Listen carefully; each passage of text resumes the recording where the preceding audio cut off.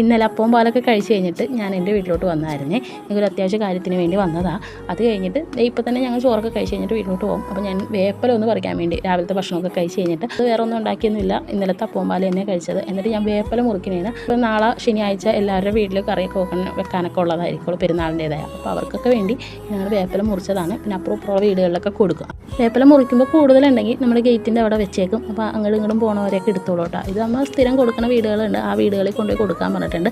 അപ്പോൾ കിഴക്കോട്ടും പടിഞ്ഞാട്ടോട്ടും നടക്കണം. അപ്പോൾ 2-3 വീടുകളിൽ അങ്ങനെ കൊണ്ടുപോയി കൊടുക്കണം കേട്ടോ. ഇന്ന് എല്ലാ വീടുകളിലും പച്ചക്കറി ആയിരിക്കുള്ളൂ കേട്ടോ. പൈനാപ്പിൾ ചാറ്, കുമ്പളങ്ങ ചാറ്, മോര് ചാറ്, അങ്ങനെ എന്തെങ്കിലും, പിന്നെ പപ്പടവും വലിയ വേറെ ഒരു അച്ചാറൊക്കെ ആയിരിക്കുള്ളൂ കേട്ടോ. ഇവിടെ പരിപ്പും ചീരയും കൂടി തേങ്ങ അരച്ച് കറി വെക്കും. അപ്പോൾ അതാണ് വെക്കണത്. പിന്നെ പപ്പടവും ഉണ്ട്. അപ്പോൾ പപ്പടം വറുത്ത വെളിച്ചെണ്ണയിൽ തന്നെ അതങ്ങാടി ചെയ്തെടുത്തിട്ടുണ്ട് കേട്ടോ. മോരുചാറും വലിയ വേറെത്തും വേണ്ടെന്ന് പറഞ്ഞായിരുന്നു ഈ കറി വെച്ചതേ. വേഗം തന്നെ ഭക്ഷണം കഴിഞ്ഞിട്ട് നമുക്ക് വീട്ടിലോട്ട് പോകണം. അവിടെ 5 മണിക്കാണ് കുർബാന എന്ന് പറഞ്ഞേക്കണത്. ബൈക്ക് അവിടെ വെച്ചിട്ട് കാറിനാണ് കേട്ടോ പോന്നേക്കണത്. ഇനി 2 ദിവസം കഴിഞ്ഞിട്ട് അങ്ങോട്ട് തന്നെയല്ലേ പോകാനുള്ളത്. പിന്നെ അതുപോലെ വേഗം ചെന്നിട്ട് വേണം ഒരുങ്ങി പള്ളിയിൽ പോകാനായിട്ട്.